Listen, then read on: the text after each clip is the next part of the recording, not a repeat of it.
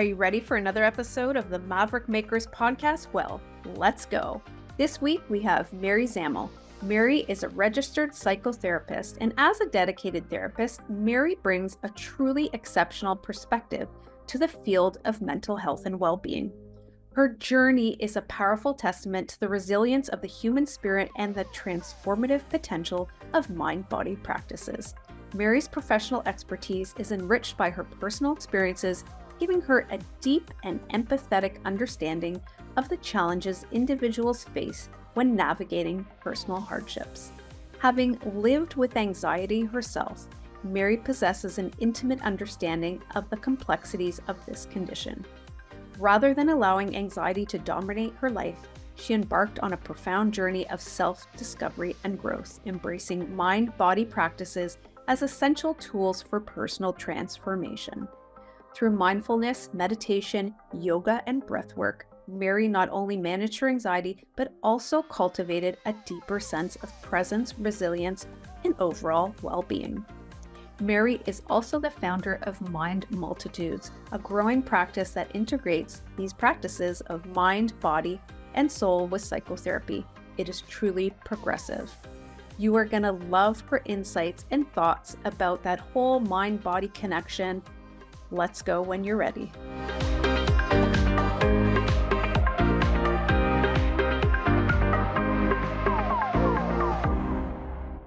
Thanks for tuning in to another episode of the Maverick Makers podcast. I am so excited to welcome Mary Zamil, psychotherapist, to the podcast. She is just amazing. So much good stuff to say. Can't wait to dig into our conversation. Welcome, Mary, to the show. Thank you so much, Michelle, for having me. Yeah, I can't wait to get into mind, body, and spirit and soul and talk a little bit more about your beliefs about that and how everything's interconnected. And let's start with my first question that I love to ask my guests, which is, what does the word maverick mean to you? Great question. So to me, Maverick is someone who challenges the norm, sees the world differently, and isn't afraid to create their own path. To me, it's about being brave enough to think beyond the usual boundaries and to stay true to ourselves, even if it sets you apart from everybody else. You're not afraid to take those risks and really think outside of the box. I love it. And the setting apart piece of that definition to you is really important. That's what mavericks are for sure, is those are the ones that are taking those different paths and leading the way. So I love it. That's amazing.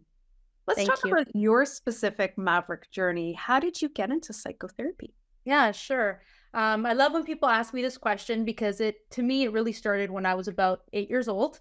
I've always been fascinated by the complexities of the human mind, emotions, and that deep connection between the mind, body, and spirit. So even at a young age, I was always drawn to the belief that true healing occurs when we integrate all parts of ourselves. What truly attracts me, I think, to psychotherapy was realizing that so many people are unaware of their inner strengths and potentials.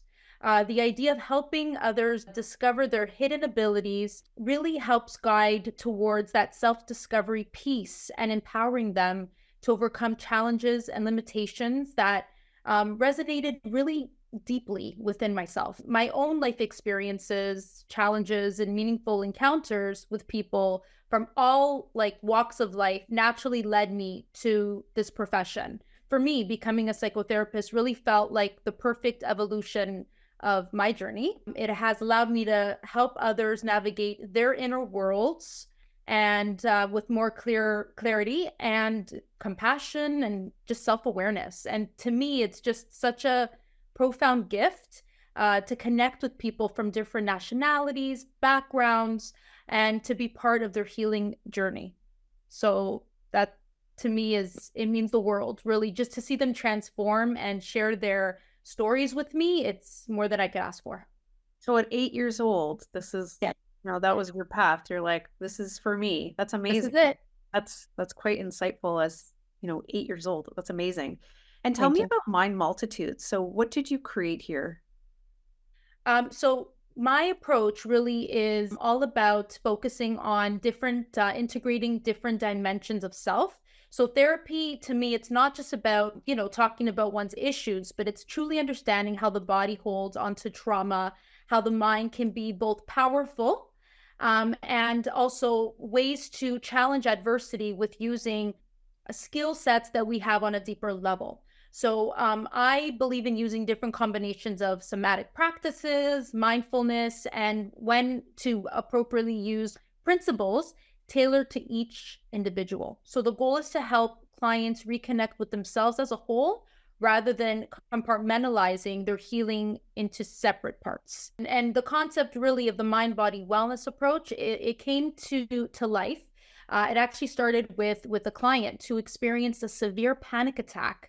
So we had about 60 minutes. And instead of diving into the planned therapy, we spent the session de-escalating the situation using stress management techniques like breathing exercises. So this is where it kind of led me to come up with the idea of a therapy menu, which is now featured on our website. And it actually includes a variety of therapy options derived from conventional practices infused with mindfulness and relaxation exercises. So clients actually have the opportunity now to choose a feature from there, and we can start that before our sessions just to kind of calm the body and the nervous system. And we're not wasting that 60 minutes if the client is coming in, panicked or overwhelmed. And then we can also use that just before leaving the session as well. I think that's brilliant because a lot of people have white coat syndrome to begin with, or, driving to your office might cause anxiety or whatever else that they wanted to speak to you to begin with. And, the fact that you can get their body calmed down, then the mind turns on and calms down. And then you're able, in my opinion, you'll have a more productive session. Absolutely. Absolutely. And That's just be present. Yeah. absolutely. I think this is amazing. And it's very Maverick-like in terms of the approach. So that's fantastic. Good for you.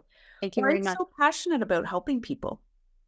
Okay, so there's a lot here. I truly believe helping people is a calling. It's a calling that chooses you. There's something deeply fulfilling about being present with someone in their most vulnerable moments, holding space for them and witnessing their growth. For me, it's those moments of breakthrough when someone recognizes their inner strength, their fuel, their passion to make a change. I believe everyone deserves the opportunity to heal and to live authentically. Even being part of that journey, it's to me, it's not a job. It's truly a privilege. So again, like for me, like my approach to therapy goes beyond addressing clients' diagnoses or diving into specific issues they bring to sessions. I see clients for who they are, not just, what they come in with. And that really helps them to identify themselves in a different light, not just their problems and issues or their diagnoses. Really? So for me, that means truly a lot. And again, taking away that label, right? Because when we do talk about what they're coming in with, a lot of the times they get skeptical, they get uncomfortable because it's, oh, I'm not depressed. I'm not a depressed person, but I'm feeling depressed, right? But there's more to it than that, right? So, yeah. Amazing. Let's talk about that word stigma. Stigma in therapy. Yeah. Why do you think there still is stigma? So I think the stigma comes from a misunderstanding of what therapy is and how it helps. Society has often equated needing therapy with a weakness or a brokenness, when in reality, seeking therapy is a sign of strength, I feel, in self-awareness. There's also a lingering belief that mental health isn't as important as physical health, even though they're deeply intertwined. As more people openly discuss mental health and therapy, I truly believe stigma is slowly becoming dismantled, but culturally shifts take time, and we're still navigating through that journey. There's an amazing founder that I watch and learn from on LinkedIn, and he's the founder of Midday Squares. I don't know if you know that brand, but it's fantastic. And he talks about therapy like it's the best thing that's changed his life. And he's a real advocate. And I think that's wonderful. And I think, things are changing. There still is a stigma, but I think it's beautiful when people can embrace the concept of therapy, and it's like a coach, right? Like, it's the same thing. Absolutely. Yeah. Absolutely, and it makes you better, and, he preaches that it should be mandatory, and I think it's great. It's wonderful work that you do. Thank you. What advice would you provide to someone who's struggling? So, the advice I'd give if you're struggling, the most important thing is to remember that you're not alone. No. Struggle is part of the human experience, and seeking help doesn't mean you're weak. It just means you're brave enough to want something better for yourself so that you don't have to feel stuck and that there's a dead end in your life. Healing isn't linear. I always say this, but it is possible. And taking small steps towards support can make all the difference. Whether it's talking to someone you trust, journaling your feelings, or seeking professional help, every step is progress. Yeah, it's great advice. Thank you. How do you know when you should seek out help? Okay. So there's no right time. I feel like if you've been feeling overwhelmed, maybe for an extended period, if certain thoughts or emotions are interfering with your day to day life, it's a strong sign that it may be time to seek help. Feeling stuck, repeating unhealthy patterns, or simply needing someone to listen without, bias or all signals that therapy can be beneficial. But most importantly, again, this is what I say. It's like having a bad pain in your back, but it's bearable, and you let that pain keep lingering until you hit that point where you can't bear it anymore, and you feel the need to get the help. You don't have to wait. When you start feeling, that discomfort, or even just wanting someone to talk to, seek help. There's Mm. never the right time. It's whenever you feel that you need to get things off your chest. That's what I feel is the time to get help. Absolutely. Let's talk about your role models. Who are they? So I personally I admire individuals who have demonstrated resilience and strength in the face of adversity, like Maya Angelou, whose powerful words and life's work embody grace, perseverance, and the ability to rise above challenges, or Carl Chang, whose deep exploration of the human psyche and emphasis on self-discovery resonate with my own therapeutic practice. On a personal level, though, my mother has been a profound source of inspiration for me. I vividly remember when she was battling cancer. It was one of the toughest times for both of us. But she faced it, and she was determined to overcome it. And I remember her saying that, you know what, Mary, this is just a problem. And there's always a solution to every problem, right? So her resilience, especially now that she's in remission, has stuck with me and continues to guide me in my own life and work. Beautiful. And knock on wood. Thank you. Interesting. So that 8-year-old, thing of knowing what to do. So that obviously came from somewhere. So I love that. That's absolutely amazing. What's the best piece of advice you've ever been given? Okay, that's a tough question.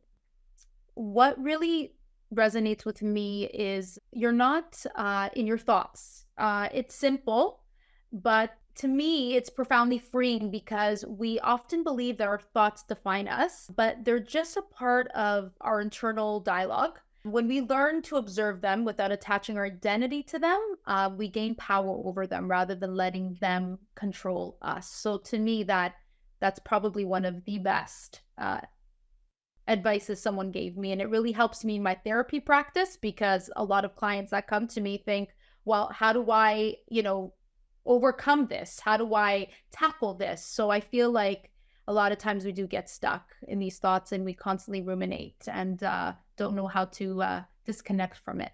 So Makes sense. Mhm. Who would you love to provide counseling to? It could be someone famous. It could be someone who's no longer here. Right. Um, I really admire Mark Cuban My um, boy. from Shark's Tank. He's amazing. To me, there's one episode I'll never forget on Shark's Tank. He actually told one of the presenters, it takes one time to do it right, and that's it. That's all you need to get where you need to get to. And that statement really resonates with me because we often view setbacks as failures, but in reality, they're opportunities to learn and improve. It's really not, about failing. It's about discovering new approaches and kind of refocusing that energy on growth, not limitation. To me, his mindset it's fascinating. I really, really admire his drive. And I would love to counsel him because I would love to learn more about where his drive came from and what kept him so resilient. I just think to me, he's one of the best role models, out there. Amazing. So after you counsel him, he'll come on my podcast. There you go. I love it. So there you go. Amazing. Mark Cuban, if you're listening, listen. Yes. We love you. Absolutely. Yeah. All right, Mary. Are you ready for the lightning round? I'm ready. All right, let's do it. So basically, these are quick fire questions and just whatever comes to your mind, let me have it. Here we go. All right. I think I know this one. Maybe I do. I don't. Sleep or food? Food. I was wrong. Okay. Good stuff. Impact or inspiration? Inspiration. Beautiful. Truth or dare? We're going to go with dare. Oh, okay. Okay. All right. We'll have to think of one. What is your biggest fear? Heights. Ooh, actually. Okay. Yeah, I'm with you. Where can you be found on weekends? Ooh. A new restaurant. I like to try new places to eat. Yeah. I love food. Hence the food answer. That's great. Amazing. Who motivates you the most? Who motivates me the most? My clients. My clients do. I love waking up and just doing my job because it doesn't feel like a job. It's a passion. I love it. Awesome. It's amazing. It's obvious too. Okay. Who do you emulate? Ooh, tough question. No. Who do I emulate? My mom? Good one. Okay, fair. Favorite book of all time? Favorite book of all time? Oh. I don't have one. I can't think of one, honestly. No. Okay. Like favorite movie? Favorite movie? My favorite movie? Oh my gosh, I'm stuck on that one too. Favorite song? I'm stuck on that one too, Michelle. Michelle. You're using all your passes. I don't lose the game show, but that's okay. That's okay. What's your legacy? What's my legacy? My legacy is my work. My work, my passion, everything I put into it. That's my legacy. Beautiful. How do you want to change the world? By being more knowledgeable and aware of how I can help change the world. Great answer. Thank you. Last question. What's next? What's next? Okay. What's next is growing the brand and getting in now some Mind Multitude products. Stay tuned. I love it. Can't wait. This is fantastic. Mary, you are such a joy. I love your approach. Everyone should meet you and work with you. And, you have such a maverick sort of sense of how therapy, journey, all that stuff should work, integrating everything together. I can't wait to see everything to come to fruition for you. And thanks for being on the show. Thank you, Michelle, for having me. You're awesome. Thank you. The Maverick Makers podcast is sponsored by Maverick Makers Content Creation Collective. We fuel your content pipeline through video, photography, design, and editorial. Let's connect to your audiences and make more sales. Learn more at maverickmakersco.com.